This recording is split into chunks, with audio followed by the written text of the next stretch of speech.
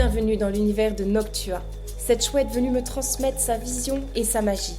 À travers cette vision, je vole vers d'autres frontières.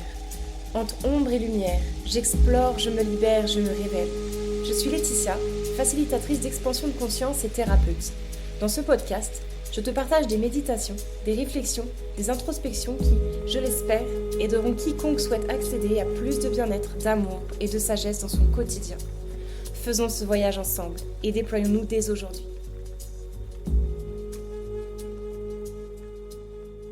Bonjour à tous, je suis ravie de vous retrouver pour ce deuxième épisode du podcast. Aujourd'hui, vous avez choisi comme sujet comment hacker son système nerveux. Merci beaucoup d'avoir choisi ce sujet, c'est un sujet qui est passionnant. Vous allez voir que vous allez pouvoir mettre en pratique des choses pour pouvoir justement hacker ce système nerveux, accéder à plus de bien-être, de mieux-être, de paix, de confiance, de sérénité dans votre quotidien, mais aussi à plus de concentration, d'efficacité, d'efficience. Et ça, c'est pas rien. Donc, je suis vraiment contente de pouvoir parler de ça avec vous aujourd'hui. Dans le premier épisode du podcast, j'espère que ça vous aura plu. Je vous ai partagé, j'ai choisi de vous partager une méditation guidée sur le thème souffle de vie. Je me suis dit que c'était intéressant de vous donner une pratique directement pour vous mettre dans l'ambiance, vous mettre dans le bain de ce podcast et tout de suite vous mettre en pratique avec une reconnexion à votre respiration, à votre souffle de vie en plus pour pouvoir vraiment réenclencher l'énergie vitale aussi dans le corps et vous permettre de reconnecter avec votre corps, vos sensations. C'est une méditation qui permet de changer les ondes cérébrales, qui permet justement d'agir sur le système nerveux. Donc c'est vraiment une pratique que vous pouvez faire suite à cet épisode-là et régulièrement dans votre quotidien. Alors c'est parti, commençons directement dans le vif du sujet. J'avais envie de commencer par des explications, car je pense que c'est en conscientisant aussi par des explications rationnelles, en conscientisant par des mots, qu'on arrive plus facilement à mettre en place par la suite des pratiques dans sa vie, dans son quotidien de tous les jours. Donc vous avez votre système nerveux qui est organisé en deux entités. Vous allez avoir le système nerveux somatique qui est responsable lui de tout ce qui est volontaire. Donc c'est lui qui va mettre en place la marche, la danse, faire du sport, parler. Et vous allez avoir le système nerveux autonome, également appelé le système nerveux végétatif. Et lui, il gère toutes les fonctions automatiques de votre corps. Donc c'est un petit peu le système nerveux de survie. D'ailleurs, petite parenthèse, les personnes par exemple qui vont être dans le coma, donc dans un état de conscience autre que le nôtre, qui vont être dans un état de conscience non ordinaire, vont avoir leur système nerveux somatique qui est en arrêt, puisqu'ils ne sont plus capables de marcher ou d'activer la parole, de réfléchir peut-être même de façon consciente, mais leur système nerveux végétatif ou autonome, lui, il est toujours présent et il maintient le corps en vie. Donc c'est, je trouve, un bon exemple pour pouvoir imaginer comment ces deux systèmes nerveux peuvent agir l'un avec l'autre, mais aussi séparément. Donc nous, ce qui va nous intéresser aujourd'hui et qu'on va rediviser en deux catégories, c'est le système nerveux autonome. Alors, le système nerveux autonome, il se redivise en deux catégories, le système sympathique et le système parasympathique. Ces deux systèmes-là sont complémentaires, ils sont différents, ils s'opposent même, je dirais, mais ils fonctionnent également ensemble. J'insiste sur ce point parce on n'a pas envie en fait d'en abolir un ou d'en exterminer un, de faire la peau à un système. Au contraire, on peut vouloir l'enclencher également. Vous allez comprendre pourquoi je dis ça juste après. Donc je vous définis déjà les deux systèmes et puis après on verra pour des exemples de pratiques aussi pour pouvoir les enclencher. Alors nous, ce qui va nous intéresser aujourd'hui, c'est de se focaliser sur le système autonome. Donc on va le rediviser en deux catégories. Vous allez avoir le système sympathique qui lui va être le système associé plutôt à l'état de stress. C'est un système qui s'enclenche quand le corps se sent en danger, quand vous êtes en état d'instinct de survie, si vous avez besoin de fuir, si vous avez besoin de combattre, si vous êtes figé par la peur. C'est le système sympathique qui s'enclenche. Vous allez avoir les pupilles dilatées, la salive va être inhibée, vous allez avoir les poumons et l'augmentation du rythme cardiaque et les poumons qui vont prendre euh, qui vont se dilater, en fait, qui vont prendre de l'ampleur pour pouvoir se remplir. Vous allez avoir toute l'activité de l'estomac, digestive, des intestins qui va être réduite, qui va être mise sur pause, parce que c'est pas le moment de digérer à ce moment-là, vous êtes plus dans un état de survie, de fuite et de stress. Donc, tout ce qui concerne le reste est inhibé. Pareil pour la libido, etc., etc. A contrario, à l'inverse, à l'opposé, vous avez le système parasympathique qui, lui, va être dans plutôt cet état où vous êtes détendu, apaisé, et du coup, vous n'êtes plus du tout dans cet état de stress, de danger, de fuite. Donc vous allez pouvoir, votre corps plutôt, va pouvoir activer toutes les fonctions digestives, votre rythme cardiaque va ralentir, vos poumons vont se resserrer, ils vont plus avoir besoin de se remplir d'air à ce point, donc ils vont se rétracter. Vous avez une stimulation de la salive, c'est très important ce point-là parce que vous allez avoir les sensations de faim qui vont pouvoir réapparaître de façon naturelle et normale. C'est pour ça que quand on est une personne qui est tout le temps dans le système sympathique, on va se retrouver avec des sensations fausses de faim ou carrément plus de faim du tout. Souvent, quand on est dans l'adrénaline, justement, dans le stress, on n'a plus faim, on ressent plus la faim. Et c'est justement parce que on est dans ce système sympathique que on ne ressent plus nos fonctions digestives, nos fonctions qui nous permettent de nous nourrir, etc. Donc les pupilles se contractent, la libido est retrouvée et la digestion peut s'enclencher. Donc ces deux systèmes, finalement, ils s'opposent. Mais attention, ils se complètent également et il n'y en a pas un mieux que l'autre, il n'y en a pas un à abolir. En fait, on va vouloir équilibrer et réguler les deux systèmes pour que justement les organes et les systèmes, les fluides dans notre corps, les fonctions de notre corps puissent s'activer d'une part et d'autre au bon moment dans notre quotidien, dans notre vie. Par exemple, tu es au travail, tu vas avoir une réunion dans 2 heures et toi, tu es complètement à plat parce que tu viens de manger. C'était ta pause de midi, tu as mangé, tu es en digestion totale, tu es complètement à la masse, tu es apathique, tu plus d'énergie parce que tu es dans ton système parasympathique. Ton corps, à partir du moment où tu viens de manger, il a envie de digérer, il a envie d'être tranquille, il n'est pas trop au taquet pour fuir, pour combattre. Et pour lui, la réunion qu'il y a dans 2 heures, c'est un peu ça. C'est un peu ce stress-là. C'est devoir se mettre dans un état de stress pour fuir, combattre, ou voilà. Donc nous, dans notre quotidien, aujourd'hui, ça se retranscrit comme ça. Il y a des milliers d'années, c'était des vraies situations de danger, enfin des vraies entre guillemets, dans le sens où notre cerveau, lui, considère toujours que c'est un vrai danger, une réunion de travail ou un entretien d'embauche ou que sais-je. Mais du coup, c'est vrai qu'à l'époque, voilà, on devait vraiment combattre, se battre, fuir. Aujourd'hui, notre cerveau, il considère toujours que c'est un état en fait de danger et de stress. Donc c'est pour ça que aujourd'hui, on est overstimulé en termes de stress puisque notre cerveau ne fait pas la différence. Mais bref, on s'égare un petit peu. Enfin, c'est un exemple. Revenons sur le système du coup parasympathique à ce moment-là. On est en digestion, on vient de manger, on a notre réunion dans 2 heures. Et donc, on va avoir besoin d'énergie. On va avoir besoin de réélever un petit peu notre rythme cardiaque. On va peut-être avoir besoin de mettre sur pause cet état digestif, de digestion. C'est à ce moment-là qu'on va pouvoir avoir des pratiques qui vont nous aider, dont la plus efficace et la plus accessible à ce moment-là, je dirais, la respiration. À ce moment-là, vous allez pouvoir faire une respiration de type énergisante, comme dans le yoga, vous allez avoir la respiration du feu, par exemple.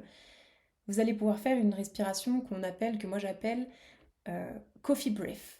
Donc c'est une respiration énergisante, elle va mettre sur pause votre système parasympathique et enclencher le système sympathique à ce moment-là, les effets que vous allez retrouver sur votre corps, c'est que vous allez avoir une meilleure concentration, vous allez être énergisé, dynamisé, comme si vous aviez bu un café. Vous allez sentir votre rythme cardiaque qui va s'enclencher, vous allez mieux pouvoir respirer, comme si vous aviez bu un café, mais en mieux, parce que finalement, vous n'avez pas les effets indésirables du café, puisque là, on est vraiment sur quelque chose de 100% naturel que seul votre corps, en fait, a pu produire.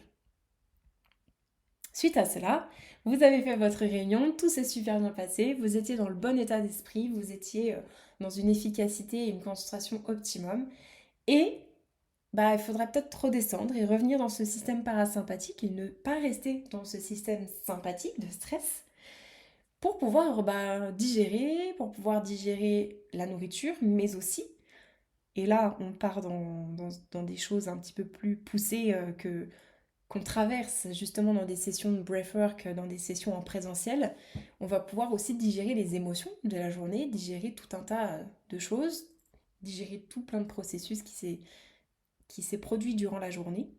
Et donc revenir dans ce système parasympathique, à ce moment-là, on va pouvoir faire une respiration de type Whiskey Breath par exemple, qui est une respiration apaisante et qui va permettre au corps, par un procédé d'oxygénation et des échanges gazeux dans le corps, et donc tout un procédé chimique qui s'enclenche pour pouvoir repasser le système nerveux en système parasympathique et donc de réenclencher le système digestif, notamment. J'espère que je ne vous ai pas perdu sur cet exemple, j'ai essayé d'être assez claire. Mais c'est un exemple parmi tant d'autres. Mais je pense que ça, c'est un exemple assez parlant pour pouvoir vous expliquer comment on peut hacker en fait son système nerveux dans son quotidien, dans des cas très précis et dans des moments en fait où on en a le plus besoin. Avec des pratiques très simples, comme la respiration, c'est celle que je vais beaucoup vous partager, mais il y en a d'autres, vous les faites peut-être déjà sûrement. Et ben alors, tu veux partager? T'as quelque chose à dire? T'as quelque chose à ajouter? Ouais. Bon, il y a Macadam qui voudrait ajouter quelque chose, sa petite touche personnelle, à cet épisode. Je pense qu'elle a beaucoup de choses à vous partager également. Donc je sais plus où j'en étais du coup. Elle m'a coupé. Donc j'en étais ici, c'était ça. Du coup, avec la respiration, on peut vraiment y accéder de façon très directe et très simple, de façon très naturelle. Bien sûr, il y a plein d'autres pratiques que vous connaissez déjà et que vous pratiquez peut-être même déjà sans forcément avoir conscientisé à quel point c'était des pépites d'or pour pouvoir vous aider à réguler votre système nerveux. Vous avez évidemment le yoga, vous avez la méditation, vous avez toutes les pratiques évidemment thérapeutiques comme l'hypnose, les sessions de breathwork, les sessions d'activation Kundalini des énergies vitales, le Reiki, euh, les aller se faire masser, aller se balader en nature. Vous avez énormément de pratiques qui vous aident à ça. En fait, quasiment tout dans la vie peut vous aider à ça. Simplement aussi, c'est une question de mise de confiance euh, sur les faits recherchés. Par contre, je trouve que, par exemple, la respiration est vraiment une façon de hacker très facilement et très rapide, puisque même si on a du mal à lâcher prise, même si on a du mal à couper ses pensées, même si on a du mal à partir dans une pratique méditative justement, la respiration, là on vient vraiment agir avec, on est actif et on vient vraiment agir sur les échanges gazeux, on vient vraiment agir dans le corps va venir s'enclencher tout seul en fait. Même si nous, sur ce moment-là, on n'était peut-être pas très présent, on n'arrivait pas trop à méditer, le fait de respirer avec des coffee breath, des whiskey breath, on vient vraiment mettre de la conscience et on arrive plus facilement à cet état-là. C'est pour ça que je vous partage tout ça. Alors, je crois que j'ai fait le tour de la question, je crois que j'ai fait le tour du sujet. Je pourrais développer peut-être encore d'autres choses, mais je préfère qu'on reste assez succinct et qu'on reste sur des choses très simples à comprendre et à mettre en place surtout, puisque c'est pas toujours évident de mettre en place dans son quotidien et d'intégrer justement ce dont on prend conscience ou des nouvelles pratiques, etc. Du coup, en restant concis, en se concentrant sur l'essentiel, je pense que ce sera beaucoup plus simple pour vous aussi de vous concentrer sur l'essentiel, justement. Je voulais juste faire une conclusion sur les différentes respirations qui existent pour pouvoir vous aider. Vous allez avoir du coup les respirations dynamisantes, donc comme on les appelait coffee breath. Donc là, c'est des respirations en général assez rapides. Il va y avoir des temps d'apnée également. C'est des respirations comme voilà, au yoga, vous allez avoir la respiration du feu qui va être une respiration vraiment dynamisante. Vous avez les respirations du coup calmantes, apaisantes, comme la whiskey breath.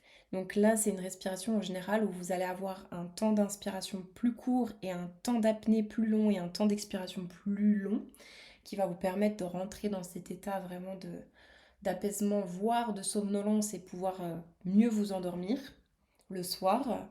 Et puis vous allez avoir les respirations équilibrantes, donc les water breath. Et là, ces respirations-là vont être plutôt comme la... Ça va être les respirations comme la cohérence cardiaque, la respiration carrée. Et c'est une respiration que vous pouvez faire au quotidien sans problème également, puisque c'est une respiration qui va venir justement équilibrer, ni être trop énergisante, ni être trop calmante. Vous allez être dans un état plutôt tranquille et apaisé aussi, puisque vous allez être équilibré.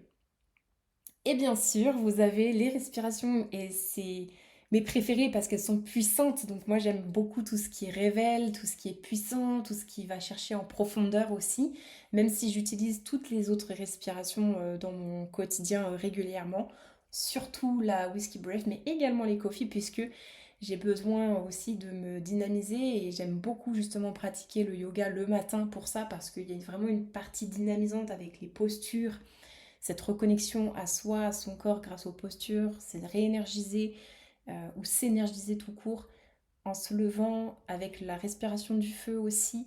Et puis toute une partie plus yin où on vient s'introspecter, on revient vraiment à l'intérieur de soi, on se calme, on s'apaise et on repart de la séance vraiment confiant, équilibré justement pour tout le reste de la journée, focus sur nos objectifs et sur l'instant présent et plus trop dans les pensées parasitantes comme les pensées du futur ou les pensées du passé. On est vraiment focus et sur cet instant présent. Vous reconnecter à cet instant présent est une des pratiques de conscience de pleine conscience que je vous conseille et qui est accessible avec la respiration aussi justement pour pouvoir vous permettre de vous apaiser et d'équilibrer votre système nerveux et d'équilibrer tout un tas d'autres choses, votre santé mentale, votre bien-être intérieur, votre confiance intérieure, etc., etc. Donc les respirations, les dernières respirations, c'est les respirations dites transformationnelles comme le breathwork somatique, le rebirth, etc. Mais aussi les autres pratiques transformationnelles qui peuvent exister, comme les activations Kundalini, les activations d'énergie vitale, l'hypnose, etc. Tout ça, en fait, équilibre votre système nerveux et vous permet de vous transformer parce qu'on va venir chercher encore plus en profondeur. Là, on vient enfoncer d'autres portes. On équilibre non plus seulement le corps, on équilibre non plus seulement le système sympathique parasympathique, mais on vient ouvrir d'autres portes dans notre conscience. On vient ouvrir un autre monde. On vient limiter, on vient dépasser la frontière entre le subconscient, le conscient, l'inconscient et on vient rechercher d'autres informations. On vient se connecter à un monde qui nous n'est pas accessible dans un état de conscience ordinaire, dans celui dans lequel on est tous les jours, dans lequel on est là, vous et moi, en train de parler et d'écouter. On est dans un nouveau monde où on a plus accès à nos émotions, on a plus accès à notre intuition, on a plus accès à notre médiumnité, à nos capacités extrasensorielles, à notre spiritualité, à notre essence, notre être profond, à notre âme, on peut dire aussi, à notre cœur. Donc c'est vraiment encore un tout autre, je pense, épisode qui pourrait être dédié directement à ces pratiques-là et à ce que ça peut produire comme effet. On va s'arrêter là pour aujourd'hui. Je pense que c'est déjà un super épisode suffisamment fourni pour pouvoir vous permettre d'avancer dans ces pratiques-là et de pouvoir justement agir sur votre système nerveux. Je vous remercie énormément pour votre écoute. Je vous retrouve dans 2 semaines du coup pour le prochain épisode de ce podcast. Je pense qu'on va continuer à aborder le sujet de la respiration. Je crois qu'il y avait un sujet qui vous intéressait aussi, c'était le pourquoi ai-je du mal à respirer. Faites-moi savoir si c'est toujours un sujet qui vous intéresse. Je pense que je referai un sondage sur les stories de l'Instagram de Noctua pour pouvoir vous sonder et savoir dans quelle direction on part pour le troisième épisode. Je vous remercie beaucoup et puis on va se retrouver très prochainement nous pour des sessions en présentiel sur Genève.